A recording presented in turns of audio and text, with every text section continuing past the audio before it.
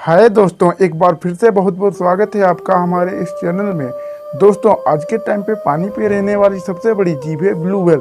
In fact blue whale को अगर हम पृथ्वी पर मौजूद बाकी सभी जानवरों के साथ कंपेयर करेंगे तो ये तब भी सबसे बड़ी जीव होगी।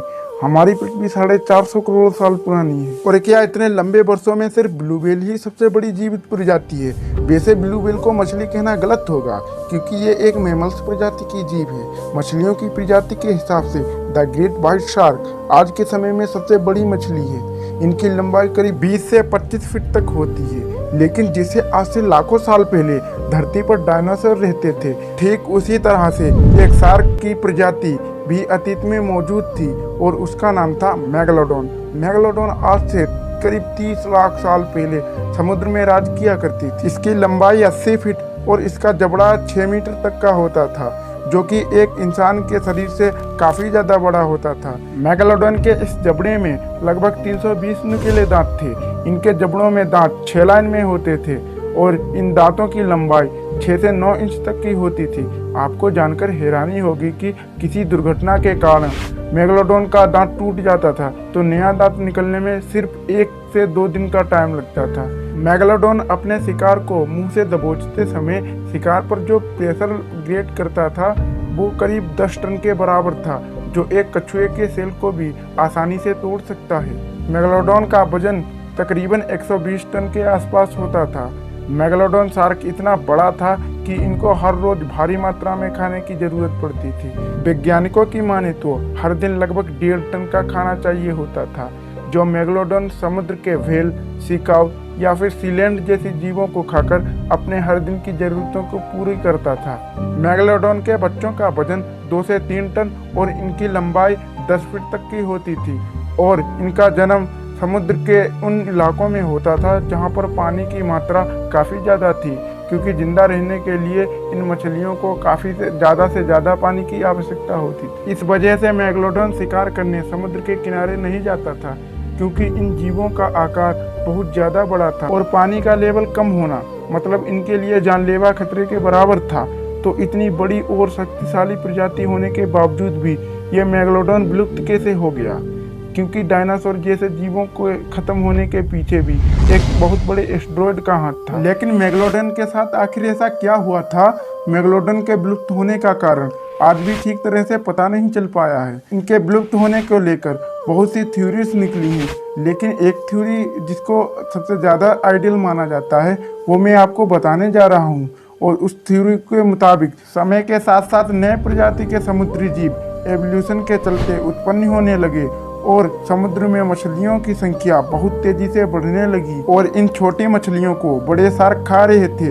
मेगालोडोन भले ही आकार में बहुत बड़ा था, लेकिन इनकी आबादी उन व्हाइट शार्क से काफ़ी कम थी और ये वही समय था जब व्हाइट शार्क की आबादी बहुत तेजी से बढ़ रही थी। आज से 40 लाख साल पहले समुद्र के ज़्यादातर हिस्से का टेम्परेचर काफ़ी ठंडा था और इन मेगालोडोन को जिंदा रहने के लिए ठंडे इलाके में रहना काफ़ी ज़्यादा मुश्किल था। इसलिए जैसे जैसे ठंडी बढ़ती गई ये मेगालोडोन समुद्र के गर्म इलाके में चले गए, लेकिन वो मछलियाँ उस ठंडे इलाके में ही रह गईं और उस समय गर्म इलाके में बहुत ही कम छोटी छोटी मछलियाँ हुआ करती थी।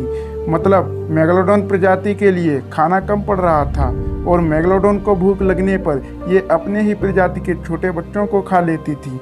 तो इसी तरह से मेगालोडोन की प्रजाति पूरी तरह से खत्म हो गई। लेकिन सबसे बड़ा सवाल यहाँ पर ये आता है कि क्या मेगालोडोन आज भी पृथ्वी पर एडजस्ट करता है? क्योंकि पिछले कुछ साल में ऐसी घटनाएं घट चुकी हैं कि मेगालोडोन विलुप्त होने के बाद पर भी एक बहुत बड़ा सवाल खड़ा करता है। 1875 में हुई एक समुद्री यात्रा में मेगालोडोन के 2 दांत पाए गए थे, जिनकी जांच पड़ताल के बाद ये पता चला कि ये दांत शायद 15,000 साल पुराना हो सकता है। लेकिन मेगालोडोन लाखों साल पहले ही विलुप्त हो चुका था, फिर ये दांत 15,000 साल पुराना कैसे हो सकता है? इसके अलावा 2009 में हिस्ट्री चैनल के डॉक्यूमेंट्री में गल्फ ऑफ एनोफिनिया में एक शार्क मछली को ढूंढने का मिशन दिखाया गया था।